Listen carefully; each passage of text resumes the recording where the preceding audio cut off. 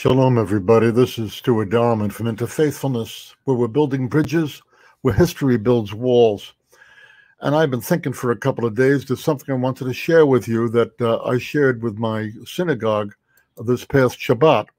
And I thought I want to share it with you too.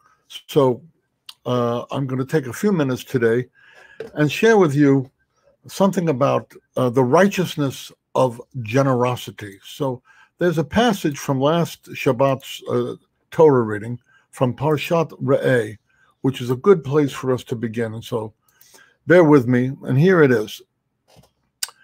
If someone among you is needy, one of your brothers, in any of your towns in your land, which Adonai, your God, is giving you, you are not to harden your heart or shut your hand from giving to your needy brother.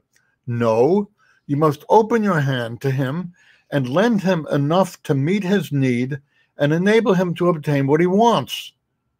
Guard yourself against allowing your heart to entertain the mean-spirited thought that because the seventh year, the year of Shemitah, is at hand, you would be stingy towards your needy brother and not give him anything. For then he may cry out to Adonai against you, and it will be your sin. The year of Shemitah was every seventh year. All debts were remitted. It was kind of like an institutionalized bankruptcy provision so that people could get out from under.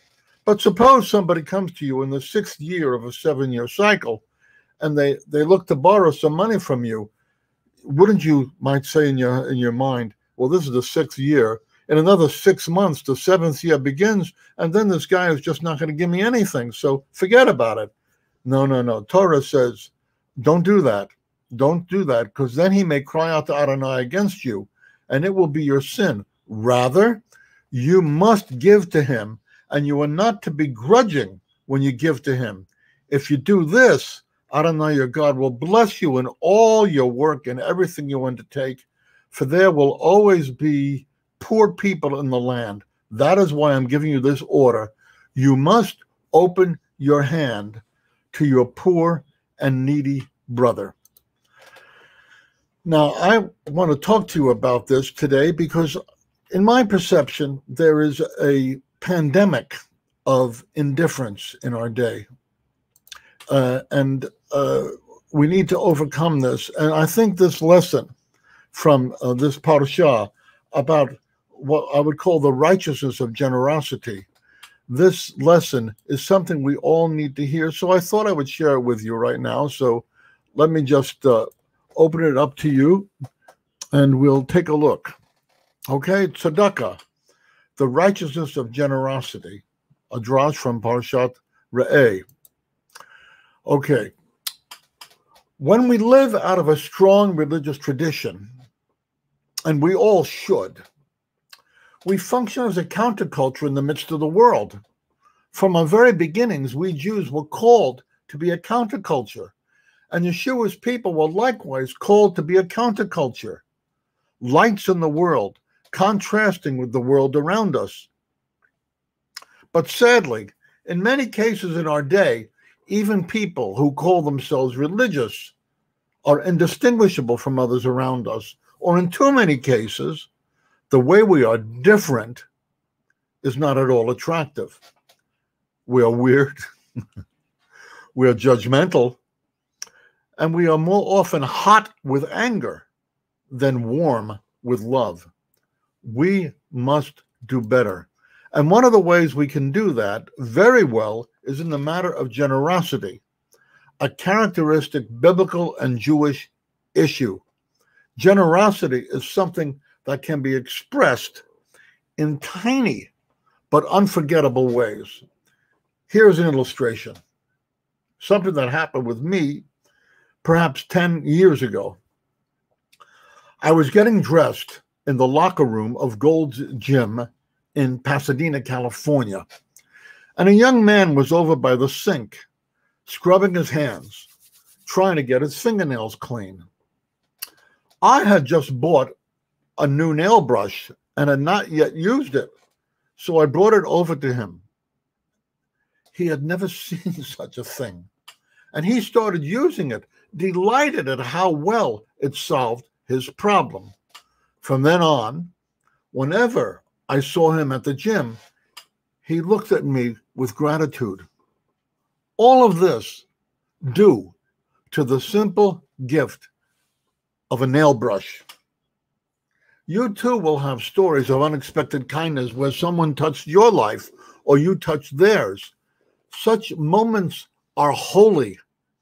They are times when the light of the image of God breaks through in the human condition. So we're going to be talking about generosity today, because the Torah talks to us about generosity today, especially generosity to the poor and needy. One of the controversies in our day concerns our attitude towards the poor. In many societies, the obligation to help the poor resides solely with the poor themselves and in their families. And sadly but true, there is a strong tradition of blaming the poor based on a bootstraps expectation. Some apply a Darwinesque mentality, believing in the survival of the fittest, with the poor dying off, or through eugenics, even kept from reproducing. Yes, there are people who think that way. And there have been such people for a long time. All of this is utterly contradicted by the Jewish tradition's approach to dealing with poverty. The tradition of Jewish philanthropy is millennia old and miles deep. An ancient tradition held tzedakah, that is charity, generosity to the poor, was slumbering. And Abraham aroused it. How did he do it? He built an inn with openings in every direction, and he would receive wayfarers. Judaism considers Abraham to be the first human exemplar of generosity. And as an exemplar, he is someone we should follow. Now, the Hebrew word for righteous giving is tzedakah. It derives from the Hebrew word tzedek, justice. And performing deeds of justice is perhaps the most important obligation that Judaism imposes on the Jew. Tzedek, tzedek tirdof. Justice, justice you shall pursue, the Torah instructs. Hundreds of years later, the Talmud taught tzedakah is equal to all the other commandments combined.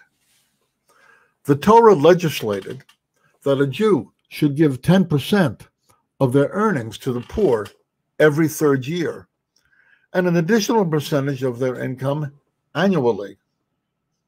Hundreds of years later, after the temple was destroyed and the annual tithe levied upon each Jew for support of the priests and Levites was suspended, the Talmud ordered that Jews were to give at least 10% of their annual net income to tzedakah. Let's look at tzedakah boxes. You ever see one of these? Just a sec. Tzedakah boxes. These are containers for money set aside for communal needs. These have long been the norm in Jewish religious homes. A Hasidic friend of mine told me that there was a tzedakah box in every room of her house, a constant reminder to remember the poor and to remember institutional needs like education and medical care when going out about one's daily business. When the boxes would fill up, the money is delivered to appropriate agencies. I saw this firsthand visiting my grandmother in Borough Park, Brooklyn. In traditional Jewish neighborhoods, often shlichim, agency representatives, would come by periodically to collect the monies that had been laid aside. Paul the Apostle recommended a similar approach when writing to the Corinthians. He said this: "On the first day of the week, let each one of you lay something aside, storing up as he may prosper, that there be no collections when I come." So, As in our Torah text today, as it reminds us, the God of Israel is a generous God who requires of us that we be generous with others. There's no getting around this. However, the tradition is not stupid. For example, our tradition mandates that the average person must not give more than 20% of their income, lest they themselves become poor and in need of communal support. Smart tradition. But how should we be generous? In what way? There's more than one. Judaism teaches 3 ways of taking care of the poor. Just one moment, I'm going to take care of you too. Judaism teaches 3 ways of exercising tzedakah, giving. The first is giving of one's substance, giving money or other items of value. I would remind us that in cases where the persons asking are known to be thieves or habitually negligent, it is right to withhold giving. There are limits, but we must be very careful in how we apply them. Above all, we must avoid being grudging in our giving. God loves a cheerful giver, but miserly and resentful people irritate him, and this is not a good idea. But the first way to give is to give of your substance. And by the way, you're not allowed to grill a person to find out if they are truly needy. We are forbidden to humiliate the poor. We should always give them the benefit of the doubt rather than risk embarrassing them. The second way to give is to give of our own physical efforts, helping others to move, for example, helping them to mow a lawn, offering to shop for someone who is housebound. So many things we can do. A person does not need to be poor to need our help. They just need to be needy. Practicing tzedakah reminds us that we're connected to one another and we must not be indifferent to the needs of others. As John Donne wrote unforgettably, no man is an island entire of itself. Every man is a piece of the continent, a part of the main. If a clod is washed away by the sea, Europe is the less, as well as if a promontory were a peninsula, as well as if a manor, an estate of thy friends or of thine own were.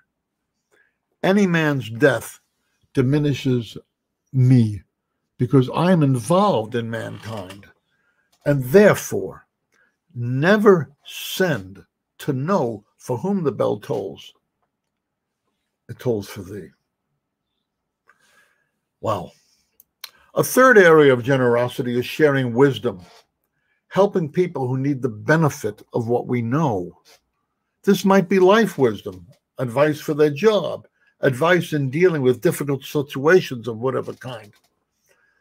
While this does not mean giving people unsolicited advice, which can be intrusive and annoying, it does mean being prepared to advise those who will appreciate our expertise and wisdom. We have named 3 areas of tzedakah: giving of our substance, of our strength, and of our wisdom. Judaism teaches that Abraham excelled in all 3 of these. He used his wealth to accommodate travelers, as with the 3 visitors who came to visit him at the Oaks of Mamre. He risked his physical safety to rescue his nephew Lot, who had been kidnapped by marauding kings. And with his wisdom, he brought the knowledge of God to the pagan world. But Judaism also extols a 4th way of giving, which costs little, but makes many rich. And this is the most easily omitted, yet most precious of all.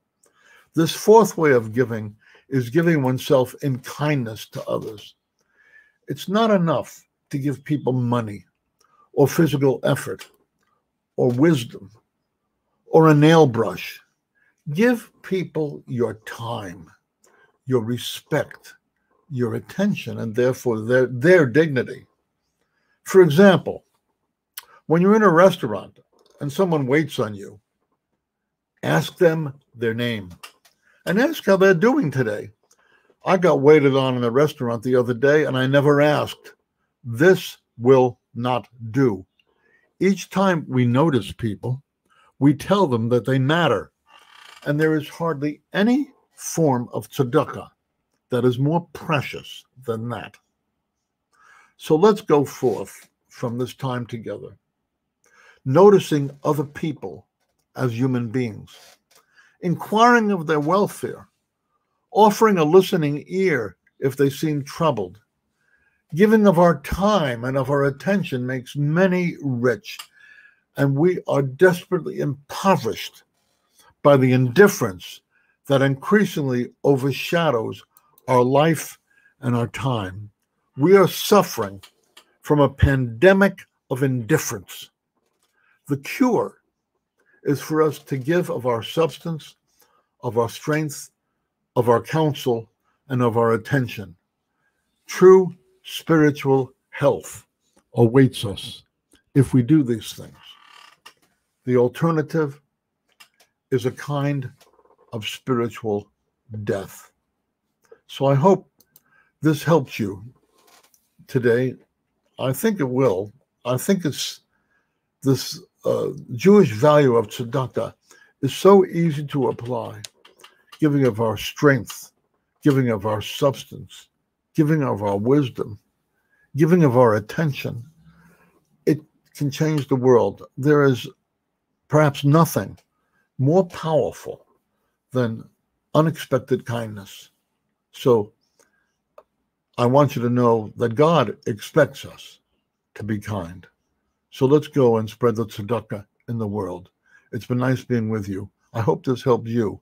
It certainly helped me. Shalom for now.